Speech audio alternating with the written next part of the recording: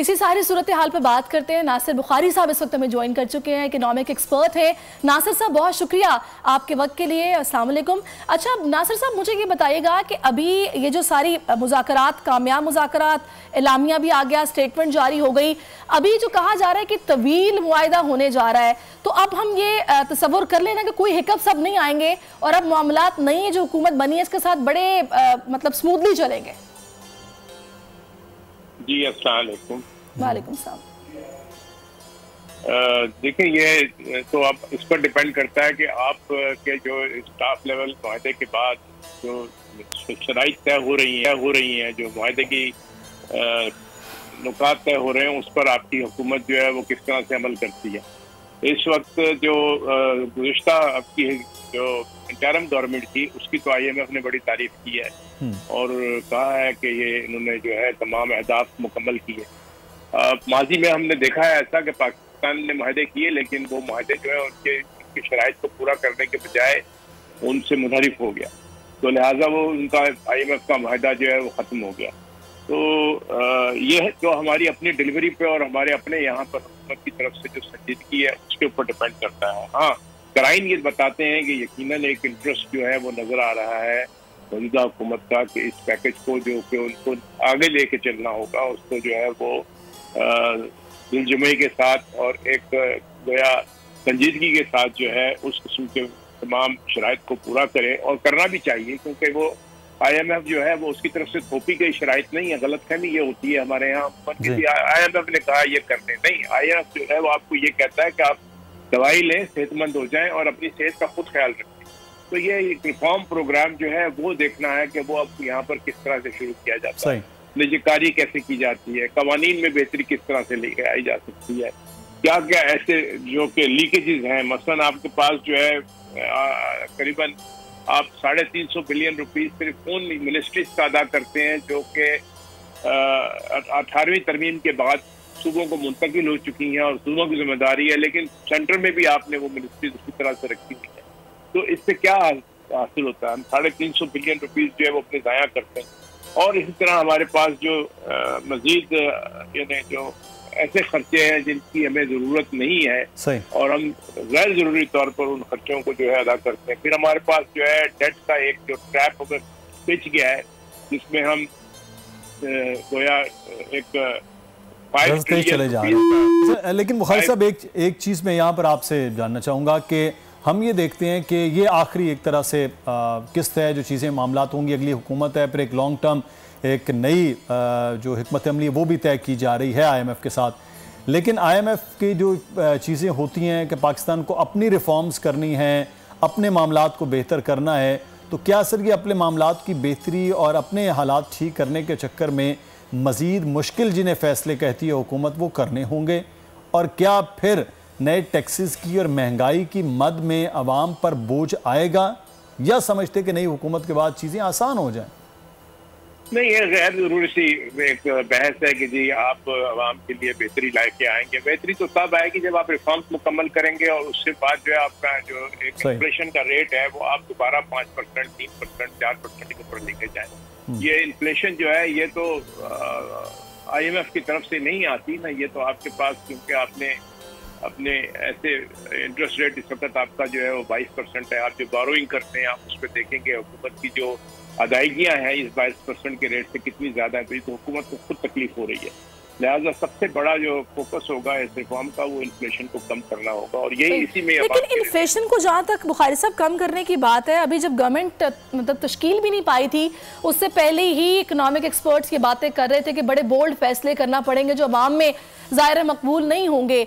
तो फिर किस तरह से इस हुकूमत के लिए मैनेज करना मुमकिन हो पाएगा, या फिर किसी न किसी तरीके से ज़ाहिर करना तो है ही। फिर आपको पता है हम देखते हैं कि मीटिंग्स के बहाने ढूंढे जाते हैं, फिर साइडलाइन दौरों पर मीटिंग्स की कोशिश की जाती है।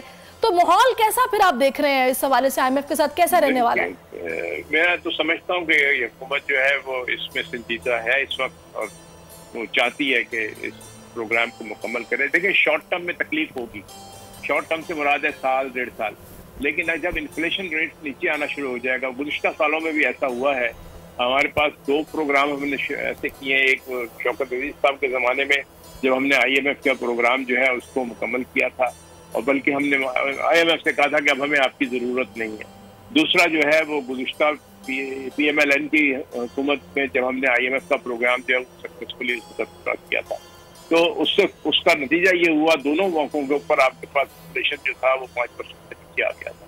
तो अगर आप एक उस रिफॉर्म के पैकेज के हिसाब से अपनी जरूरियात को मद्देनजर रखते हुए फोकस यही करें, और जो आपकी मॉनेटरी पॉलिसी है उसमें भी जो स्टेट बैंक ने भी बयान किया, वो कह रहे हैं जी जो इन्फ्लेशन के अहदाफ हैं वो नजर आते हैं कि इन्फ्लेशन नीचे आ जाएगा। मैं समझता हूँ कि इन्फ्लेशन जो है वो 16% तक फिगर तक पहुंचने की उम्मीद है। एक चीज मुझे और बताइएगा बुखारी साहब, सही अभी ये जो SIFC का क़याम भी है, जाहिर है इन दोनों को साथ मिलकर ही चलना है और इसके बगैर मुमकिन नहीं है कि चीज़ें बेहतर हो सकें। तो आप इस हवाले से क्या ओपिनियन रखते हैं कि ये हुकूमत के लिए, जाहिर है उनको जब तक वो उनके साथ कोऑर्डिनेशन नहीं करेंगे उस तरह तो चीज़ें बेहतर हो नहीं सकती, बात इन्होंने IMF के साथ की हुई है, तो ये किस तरह फिर ये सारा ये जो सिस्टम है चलेगा? नहीं, ये तो SIFC तो एक आपके लिए जो है इसके आप इंडिकेशंस देख लें क्या हो रहा शुरू हुए हैं। पहली दफा आपके पास ऐसी सूरत हाल है कि आप ग़ज़ाई अजनास में मुस्तकिल होते नजर आ रहे हैं, पॉलिसी सिर्फ ठीक करने की वजह से। आपने इंटरनेशनल जो न्यूज़ है उसमें पाकिस्तान को as a corn exporting country जो रिकॉर्ड किया जा रहा है कि पाकिस्तान से सख्त कॉर्न एक्सपोर्ट हो रही है, और गंदम जो है उसकी आपके यहाँ पैदावार जो है वो उसके तमाम अहदाफ लगता है कि हम पूरे कर लेंगे, बल्कि अपने अहदाफ से भी हम ज़्यादा गंदम की पैदावार कर सकेंगे। चावल जो है वो आपने जो उसकी पैदावार थी वो ऑल टाइम हाई पैदावार के अंदर, और आपने एक्सपोर्ट के अंदर ऑल टाइम हाई एक्सपोर्ट के अंदर $3.2 बिलियन की आपने चावल की एक्सपोर्ट की। कॉटन की भी पैदावार जो है वो आपकी गुज़िश्ता साल के मुकाबले के अंदर जो है ऑलमोस्ट वो 60-70% जो है वो उसमें इम्प्रूवमेंट आई है। तो एक तो ज़रूरी पॉलिसीज जो हैं उनका जो SIFC के जरिए एक यानी मुतय्यना तरीके से जो है उसमें पेशरफ्त हो रही है, जिसमें आपकी बीज की पॉलिसी जो है नहीं बनाई जा रही है। LIMS जो उन्होंने अभी यहाँ पर पहली दफ़ा पाकिस्तान में land information management system by satellite जो है वो किया। आपको पता है कि जो भल सफाई होती थी पाकिस्तान में हमेशा, भल सफाई ये जो आपकी नहरों की सफाई होती है, वो भल सफाई जो है वो सैटेलाइट बेस्ड भल सफाई हुई है, और उसकी वजह से आपने 3 लाख एकड़ पानी जो है उसके लिए नए रिसोर्सेज पैदा कर लिए हैं।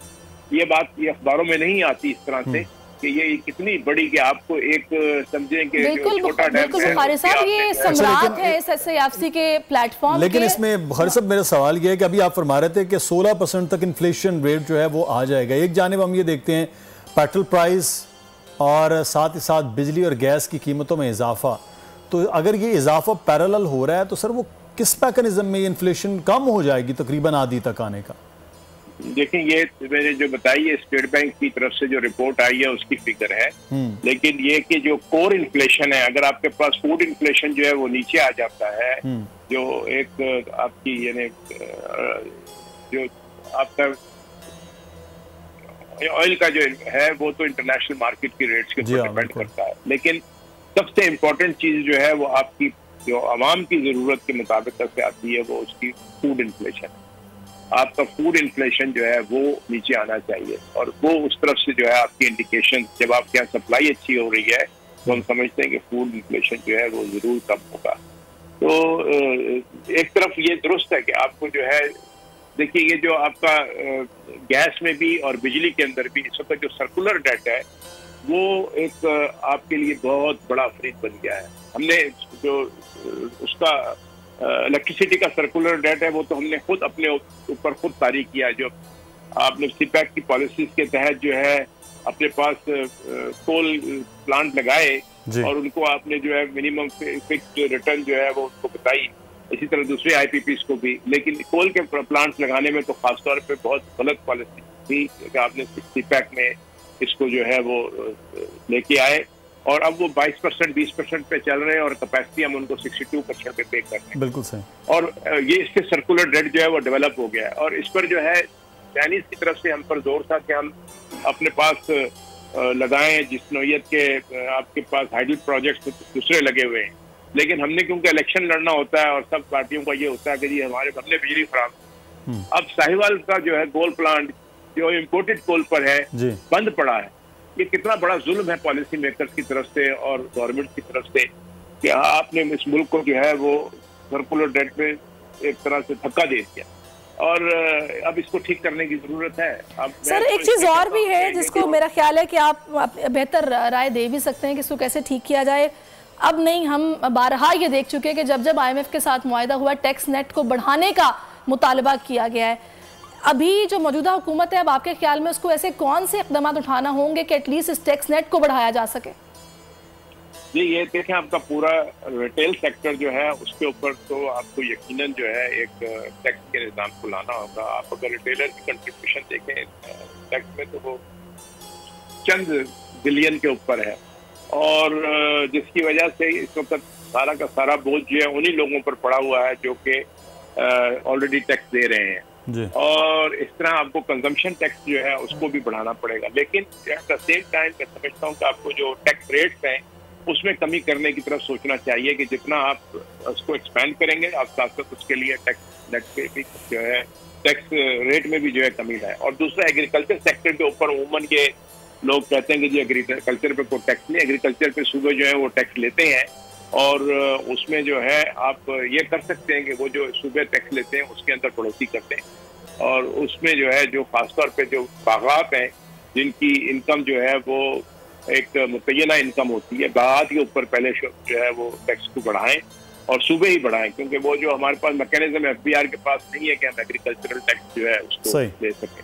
दूसरा आपके पास FBR के रिफॉर्म्स की बहुत बड़ी जरूरत होगी कि उस रिफॉर्म्स के जरिए जो FBR में चोरी चकारी का सिलसिला उसको कैसे बंद किया जा सकता है और वो आप जितना डायरेक्ट कंजम्पशन बेस्ड जो है टैक्स लेके आ सकते हैं जो सारी दुनिया में जो है कामयाबी का जरिया बना है जिसको आप VAT कहते हैं, तो उससे मिलता जुलता निज़ाम जो है वो हमें जरूर चाहिए क्योंकि टैक्स नेट जो है वो कंजम्पशन से ही आप पूरा कर सकते हैं। एग्जैक्टली इंडिविजुअल टैक्स पेयर्स को जो है आप कितना जो है और टैक्स लगाएं। एक और दूसरी बात यह है कि पाकिस्तान में इसको बहुत बड़ी बुराई समझा जाता है पॉलिसी मेकर्स की तरफ से कि यहाँ पर कोई जो है कमाए। आपको पाकिस्तान में कोई भी आप खुशी से कह देते हैं जी फलाने की शादी हुई, देखो अरबों डॉलर उसने खर्च कर दिया। तो पाकिस्तान में भी जो है वो ऐसे ग्रुप क्यों नहीं बन पाते कि जो कि इतना कमा सकें, लोगों को एम्प्लॉयमेंट दे सकें। पाकिस्तान में कल्चर जो है वो और जो पॉलिसी मेकर्स हैं वो पैसा कमाने को गुनाह समझते हैं और इस वजह से पाकिस्तान में ऐसी पॉलिसीज नहीं बनती कि यहाँ पर पैसे इंडस्ट्रियलाइजेशन, हमने जो 71 में कदम उठाया था नेशनलाइजेशन का, उसके असरात आज तक खत्म नहीं हुए। आपने ओवरनाइट लोगों को जो है बेघर कर दिया, बेदखल कर दिया, इंडस्ट्री से निकाल दिया।